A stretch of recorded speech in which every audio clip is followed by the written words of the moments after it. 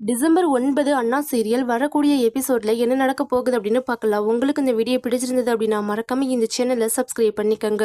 முத்துப்பாண்டி எசக்கிய எவ்வளவோ கெஞ்சி கூப்பிட்டு பாக்குறாங்க. தயவு செஞ்சு என்னோட வந்துரு எசக்கி, இதுக்கப்புறமா எந்த ஒரு பிரச்சனையுமே வராம நான் உன்னைய பாத்துக்கிறேன். நீ தான் என்னோட உலகம் அப்படின்னு நினைச்சுதான் இந்த வீட்டு வாசப்படி ஏறி வெக்கமான ரோசம் எல்லாத்தையுமே விட்டுட்டு உன்னைக்கிட்ட கெஞ்சிக்கிட்டு இருக்கிற. தயவு செஞ்சு என்னோட வந்துரு. என்னைய உனக்கு பிடிக்குமா பிடிக்காதா? 2 பேரும் சேர்ந்து வாழணும்னு ஆசைப்படுறதானே நீனு? அப்பனா நீ என் கூட வந்துரு அப்படின்னு எவ்வளவோ கெஞ்சி பாக்குறாங்க. ஆனா எசக்கி என் அண்ணன் சொல்லாம நான் யாரு கூடயும் வரமாட்டேன் அப்படின்னு சொல்லிடுறாங்க. சரி, உனக்காக நான் இவ்வளவு தூரம் இறங்கி வந்துட்டேன். ஆனா நீ எனக்காக கொஞ்சம் கூட இறங்க மாட்டேங்கிறல்ல. இதுக்கப்புறமா உனக்கும் எனக்குமான உறவு வந்து போச்சு. நான் இதுக்கப்புறம் நீ தான் வேணும்னு இந்த வீட்டு வாசப்படி ஏறி வரமாட்டேன். நீ இந்த வீட்லயே தானே இரு அப்படின்னு சொல்லிட்டு கோச்சுக்கிட்டு முத்துப்பாண்டி அங்க இருந்து போயிடுறாங்க. பரணி எவ்வளவோ கூப்பிட்டு சமாதானப்படுத்துறாங்க. ஆனா முத்துப்பாண்டி யாரு பேச்சையுமே கேட்காம அங்க இருந்து போயிடுறாங்க. நீ ஒன்றும் கவலைப்படாத எசக்கி, அண்ணன் நான் கூட இருக்கிறல்ல, உனக்கு எந்த பிரச்சனையும் வராம நான் உன்னைய நல்லபடியா பாத்துக்கிறேன் அப்படின்னு சொல்றாங்க எசக்கி. ஆனா முத்துப்பாண்டியை விட்டு பிரிஞ்சதுனால ரொம்பவே ஃபீல் பண்ணி ரூம்குள்ள ஓடி போய் அழுக ஆரம்பிக்கிறாங்க. சண்முகத்தை தனியா பார்த்து பரணி வந்து பேசுறாங்க. நீ எதுக்காக இந்த மாதிரி எல்லாம் பண்ணிக்கிட்டு இருக்கிற? நீ பண்றது எல்லாமே சரின்னு நினைச்சு பண்ற. ஆனா இதனால உன் தங்கச்சியுடைய வாழ்க்கை தான் ஃபுல்லா பாலாக போகுது அப்படின்னு சொல்லிட்டு இருக்கிறாங்க.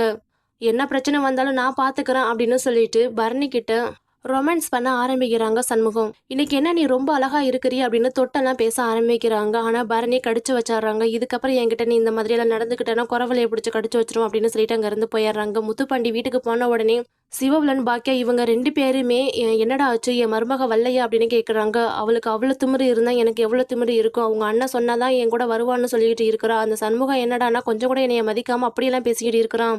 இதுக்கப்புறமா அவ இந்த வீட்டுக்கு வரப்போறது இல்லை அப்படின்னு சொல்லிட்டு கோவப்பட்டு முத்துப்பாண்டி ரூம்குள்ள போயிடுறாங்க. அதை கேட்டது எசக்கி ஒரு பக்கம் ஃபீல் பண்ணி அழுதுகிட்டு இருக்கிறாங்க. பாண்டியம்மா சவுந்தரபாண்டி இவங்க 2 பேருமே வந்துட்டு என் பிள்ளை இனி ஏன் பேச்சதான் கேட்போம், உங்க பேச்சுக்கு இன்னும் எந்த ஒரு மரியாதையுமே கிடையாது.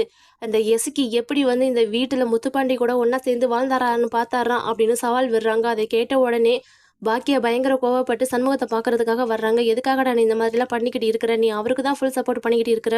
எசக்கி எப்படி அந்த வீட்டில் வாழ்ந்துருவான்னு அவர் தான் சவால் விட்டுக்கிட்டு இருக்கிறாரு. அவருக்கு ஏற்ற மாதிரி தான் நீனும் நடந்துக்கிட்டு இருக்கிற.